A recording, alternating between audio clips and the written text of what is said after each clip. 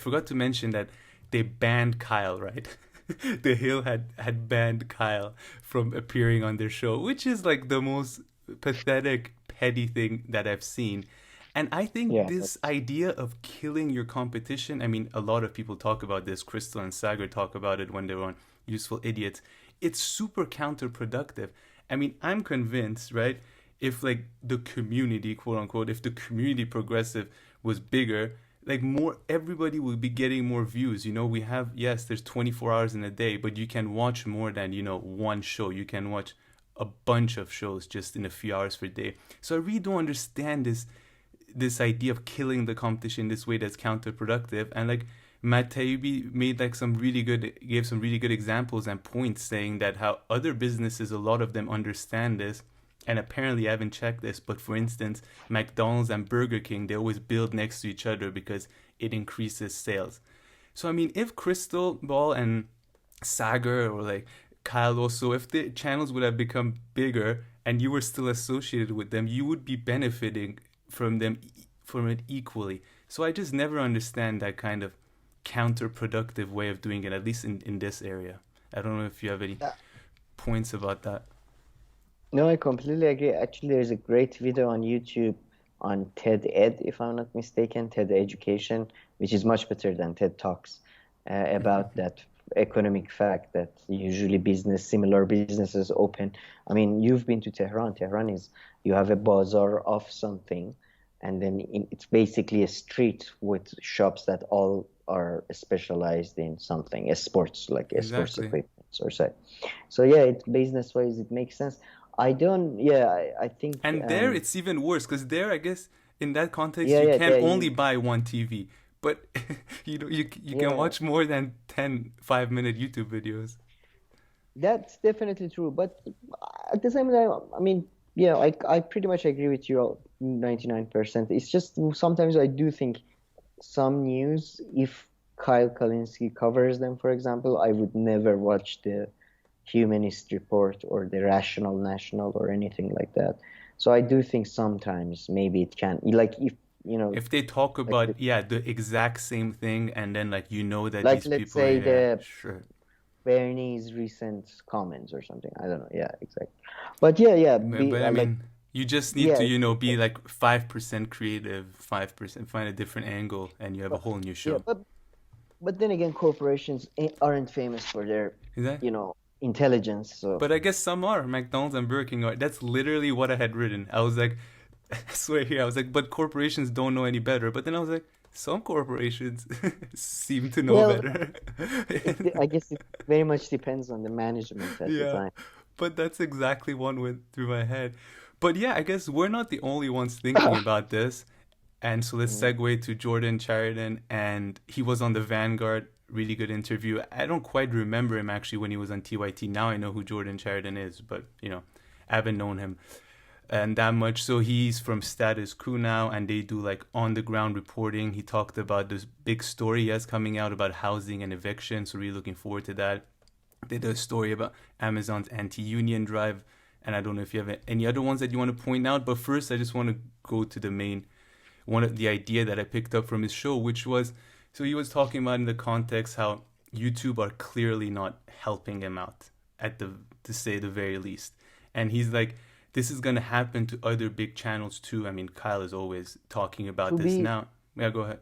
Jordan Chariton was one of the couple of channels that was, I think, suspended by YouTube because they had videos from the scene of the attack on at the in the Washington, the attack on the Mm-hmm. Congress and all that, and he was trying to debunk the conspiracy theories, but by mistake or by intentionally, algorithm suspended him for a while. So he was like one of the biggest cases of, let's say, uh, being like punished by YouTube algorithm. Kyle Kalinske, a lot of people covered him. I think it was him and a couple of other people, but I can't recall their channels' names.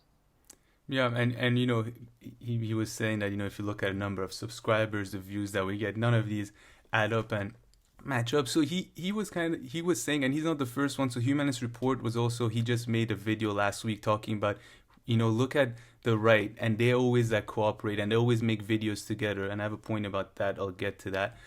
But we never do it in the progressive world, and that's what Jordan was kind of talking about. He was saying, let's make one YouTube channel. We all keep our YouTube channels or whatnot, but you can make other channels or something, or just have the idea of collaborating between each other more, because your audience sees this person, and then they'll quickly go and subscribe to them. That works for me all the time, so I'm totally with him there. And and then there were some talks about but the left are always against each other and all this. And I think like being a leftist at its core is being critical. And that's completely fine. I mean, correct me if I'm wrong here, but Marxism is pretty much a theory about how capitalism doesn't work, right? I mean, it's a critique of capitalism. Well, No? Go ahead. yeah, no, it is a critique of capitalism for sure, but it's an economic theory describing capitalism and a potential future. It's a it's somewhat but yes, it's analysis rather than because Marx is very complementary towards capitalism in terms That's of still being critical, just thinking about it critically. Oh, okay, analytically. But okay, I meant it also. Right, I also meant being critical, I guess, a negative view. But would you agree that it really is at the heart of the leftist, of being critical, of like looking at things through a critical lens a lot of the time? I'm not a big fan of like leftist, rightist, that type of thing, labels. But I would say yes, if you're a critical thinker rather than somebody who believes in superstitious, or somebody who is Dave Rubin, or somebody who's in my view they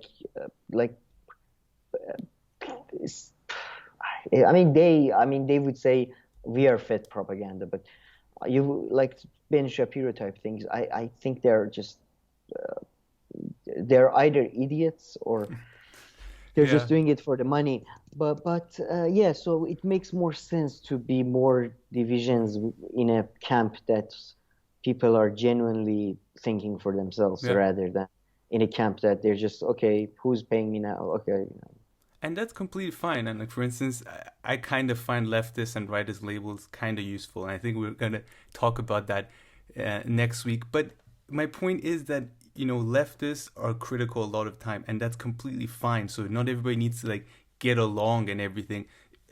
All that they need to do is that it has to be genuine and in good faith. You and I, we don't agree on a bunch of things, and that's all that needs to happen. So we just need to differentiate that, start collaborating. I think that's a brilliant idea, whichever way. But bear in mind that leftists are usually critical, but as long as it's in good faith, it's fine. I mean, if you think about the whole kind of forced to vote thing, there are so many people, like for instance Aaron Mate or others. I believe Aaron Mate didn't think it was the best idea, but he just acted like a normal person, rather than the whole thing that kind of happened with TYT and Young Turks, which kind of makes everybody sometimes think that leftists are all like vicious together within this progressive world, which is not necessarily the case, I would say.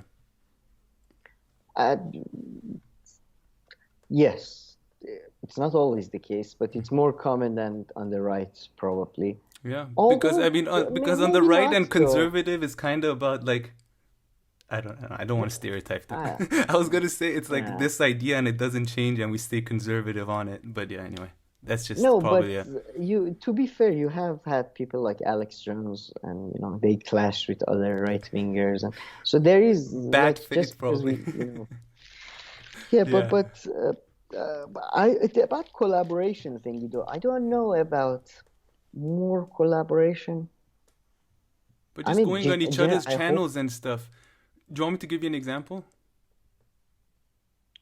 Sure. Of like some people who do it in another context that I find to be really good. Go ahead.